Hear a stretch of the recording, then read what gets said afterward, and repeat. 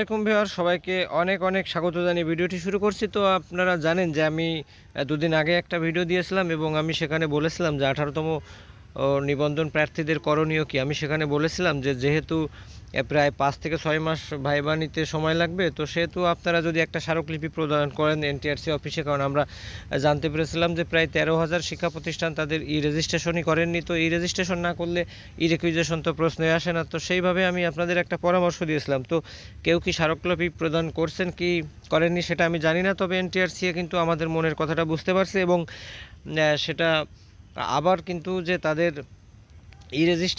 রেজিস্ট্রেশনের ওখানে কিন্তু এডিট অপশন চালু করছে। অর্থাৎ যদি কেউ ভুল চাহিদা দিয়ে থাকে বা চাহিদা না দিয়ে থাকে, তারা নতুন করে চাহিদা দিতে পারবে।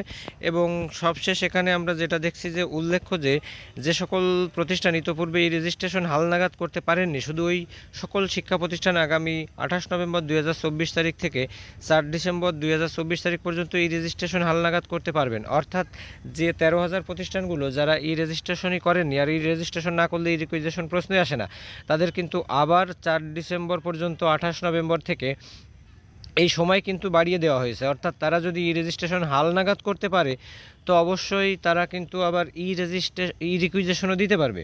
তো যেটা আমাদের চাওয়া ছিল, তো আমি আগেই বলছিলাম যে যত বেশি শূন্যপদ তত বেশি 18তমদের চাকরি হওয়ার সম্ভাবনা কিন্তু অনেক বেশি থাকবে। তো তারপরে আমরা চলুন আসলে টোটালি এই যে বিজ্ঞপ্তি আজকেই প্রকাশ হয়েছে 20 নভেম্বর 2024 খ্রিস্টাব্দ, আমরা দেখি রিকুইজিশন অনলাইন চাহিদার সংশোধন এডিট অপশন চালু সংক্রান্ত বিজ্ঞপ্তি। এত দ্বারা সংশ্লিষ্ট সকলের জ্ঞাতার্থে জানানো যাচ্ছে যে বেসরকারি শিক্ষক নিবন্ধন ও প্রত্যয়ন কর্তৃপক্ষ এনটিআরসি কর্তৃক ষষ্ঠ নিয়োগ সুপারিশ বিজ্ঞপ্তির মাধ্যমে প্রবেশ পর্যায়ের এন্ট্রি লেভেল শূন্য পদে শিক্ষক সুপারিশের লক্ষ্যে বেসরকারি শিক্ষা প্রতিষ্ঠান সমূহ স্কুল, কলেজ, মাদ্রাসা, কারিগরি ও ব্যবস্থাপনা থেকে এমপিওভুক্ত শূন্য পদের অনলাইন চাহিদা রিকুইজিশন এবং 3 বছরের বছরভিত্তিক শূন্য পদের তথ্য 3 years projection of vacant post প্রদানের সর্বশেষ তারিখ নির্ধারিত ছিল 17 নভেম্বর 2024। যদি কোনো শিক্ষা প্রতিষ্ঠান শূন্য পদের অনলাইনে চাহিদা রিকুইজিশন প্রদানে কোনো ভুল করে থাকেন, তবে ওই প্রতিষ্ঠানের ভুল সংশোধন করার জন্য এডিট অপশন চালু করা হয়েছে। উক্ত এডিট অপশনে প্রবেশ করে আগামী 21 নভেম্বর 2024 তারিখ থেকে 27 নভেম্বর 2024 তারিখের মধ্যে অনলাইনে চাহিদা রিকুইজিশন সংশোধন করতে পারবেন। উল্লেখ্য, যে সকল প্রতিষ্ঠান ইতোপূর্বে রেজিস্ট্রেশন হালনাগাদ করতে পারেননি, শুধু ওই সকল শিক্ষা প্রতিষ্ঠান আগামী 28 নভেম্বর 2024 হতে 4 ডিসেম্বর 2024 তারিখ পর্যন্ত রেজিস্ট্রেশন হালনাগাদ করতে পারবেন। তো কাজী কামরুল আহসান, পরিচালক শিক্ষাতত্ত্ব শিক্ষামান, এনটিআরসি, ঢাকা। ফোন নাম্বারও এখানে দেওয়া আছে।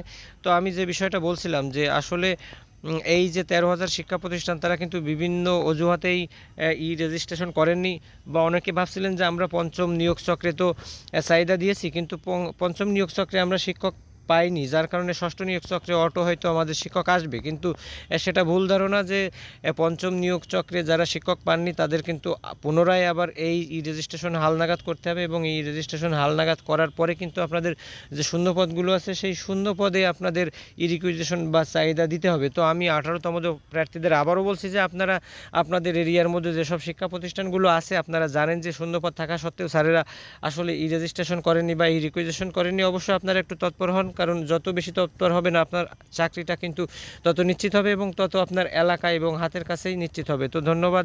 ভিডিওটি ভালো লাগলে অবশ্যই একটি লাইক দিবেন, আরও কিছু জানার থাকলে কমেন্ট করবেন। ধন্যবাদ।